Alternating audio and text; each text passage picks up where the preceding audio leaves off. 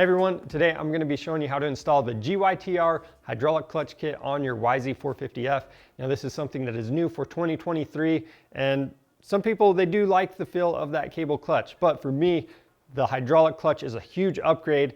This thing is self-adjusting for both clutch expansion and wear, so very little maintenance. It's easy to use, it has a lighter feel to it, and it's simple to install. This thing bolts right up, so let's go ahead and get started. Right here on the bench, I've laid out my parts and chemicals. Now, the brake line or the hydraulic line, plus everything on this rag, that's what comes in the kit. So you've got your master cylinder, slave cylinder, some O-rings, this push rod, and a banjo bolt fitting. Now, besides that, we're gonna need some brake fluid. You can use .4, but the 5.1 is gonna have the highest boiling point. So that's why we're using that. Sometimes people are heavy on the clutch and they can get that brake fluid boiling. So again, it is a great way to help prevent that. Now, moving on, we've got some Loctite, a little bit of grease we're gonna put on the end of the push rod, and then any spilled fluid we're gonna be cleaning up with that soapy water. And then I'm also gonna be using some rubber gloves. First thing we need to do is gain access to where we're gonna be running our cables. So I'm removing the number plate, the seat, left side shroud,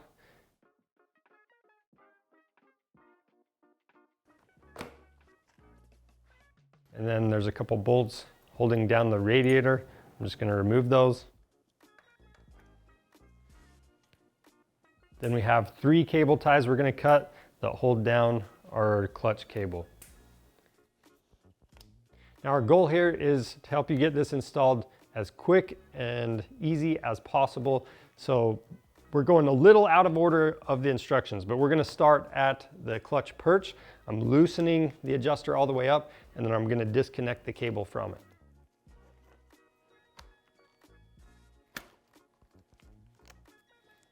And I'll just use that 8mm T to remove the perch.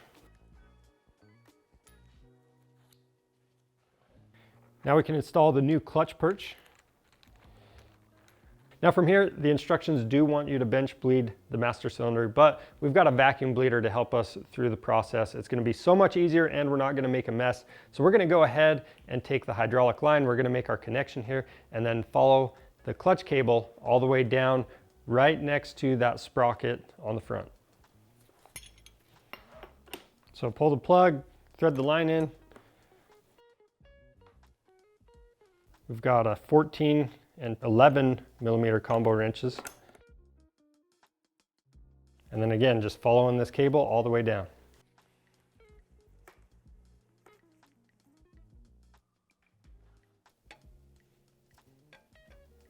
So behind that bracket. And then from there, you just want to pull that clutch cable out. Now down by the sprocket, we're going to remove the bolts for the cable guide, take that out of there, and then reinstall those bolts through the wire clamps.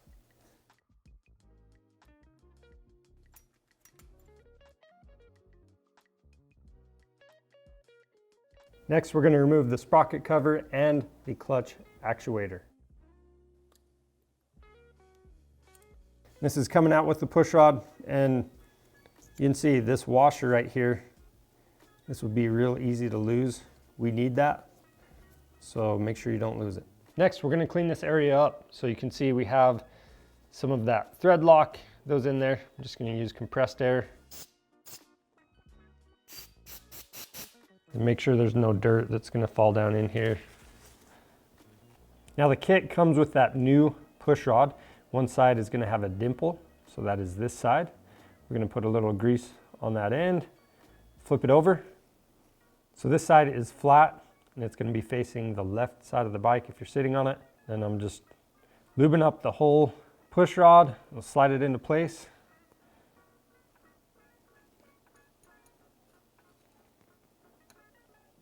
You can feel it. There's a spot that it's going to sit into on the other side. So once it's there, you know you're good. Just going to wipe out some of this excess grease. The next step is to prep our piston. So we have these 2 smaller O-rings, and most of you can just put some brake fluid on here, but I like to put grease on here. So you can either use some Vaseline, or I actually have some grease that is specifically for internal rubber parts on hydraulic systems. Regular petroleum grease does not mix well with that brake fluid, so be aware of that, and we're just putting a minimal amount on here as well. And we'll just install one O-ring at a time. Next, I have a spring that is going to go in that collar right there. And from here, we can install this into that slave cylinder body. Make sure the spring sits all the way down in that recess. That's moving good, so we know the O-rings aren't cut, nothing's bound up. So now we can take that bigger O-ring and install that. I'm just putting some regular grease on that. Now, one more thing I do want to point out is if you do not have that vacuum bleeder like us, you can help yourself out by filling this up with a little bit of brake fluid before you install the piston. And then next, we're going to thread this bleeder on top. Next, we have that washer, and I did apply just a little bit of grease. It's going to help it stay in place as well as prevent corrosion. And then we can go ahead and install that slave cylinder. And those two bolts that we removed, they had some red Loctite on there, but I want to be able to remove this again. So I'm going with some blue Loctite. You can use red if you want to. Just make sure you get it torqued and you should be good to go. That's going to be 7.4 foot-pounds.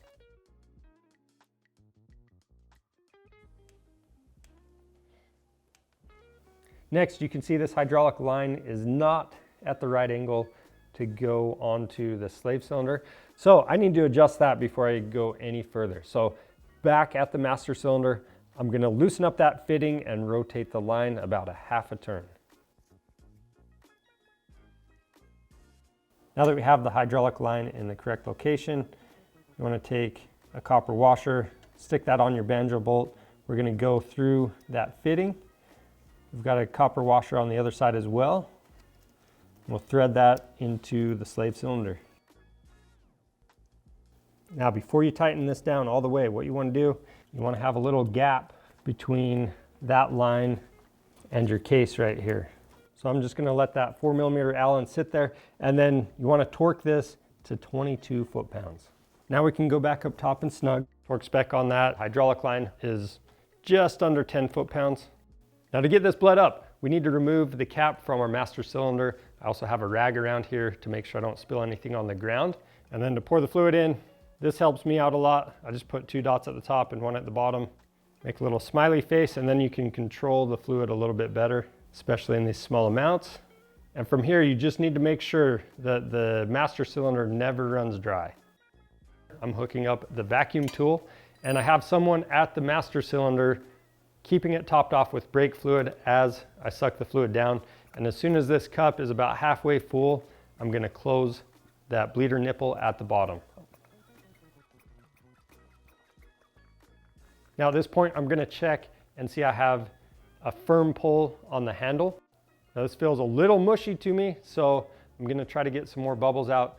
One thing you can do is turn the handlebars side to side to help some of those bubbles come up to the top. You can even tap the brake line or the hydraulic line with a screwdriver.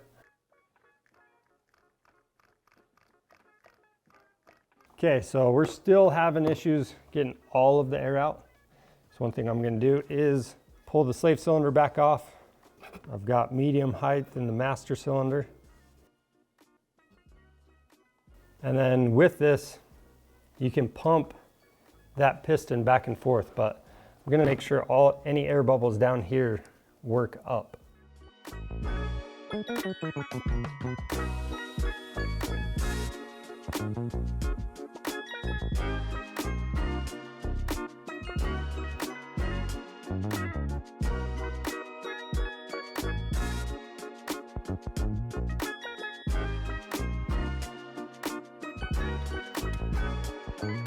Last, you want to go back up to the lever.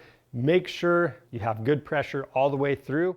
I always like to finish this off with a manual bleed. So I'll do 2 or 3 pumps, hold the handle down, open the bleeder nipple, close it, and release that lever up top. Now you want to keep going through that bleeding process until you have a firm handle. Ours is feeling really good. You can see we have just a little bit of free play right there, and that's exactly what you want. Now we can reinstall the reservoir cap, and when you tighten the screws down, just snug them up. If you get them too tight, they're going to be really hard to remove. Now that we're bled up, we can install the rubber cap for the nipple. Make sure we don't get any dirt or corrosion going on in there. And then if you spilled any brake fluid at all, go ahead and spray that down with some soapy water so it doesn't corrode or damage anything. And then we're going to tie this line up all the way to the top. Now we can install the sprocket cover. And these bolts don't go quite as tight. These are just over 5 foot-pounds.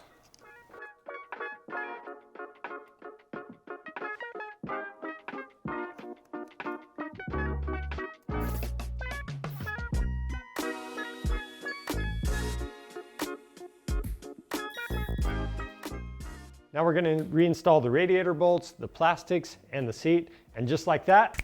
And that's it. That's all there is to installing the GYTR Hydraulic Clutch Kit on your YZ450F. If you have any questions, leave those down in the comments. And if you need one of these kits, you can find them on our website. Just click the link in the description below. We offer free shipping on orders over $75. And if you want to see more helpful content like this, subscribe to our channel. I'm Charles with Rocky Mountain ATVMC. Thanks for watching.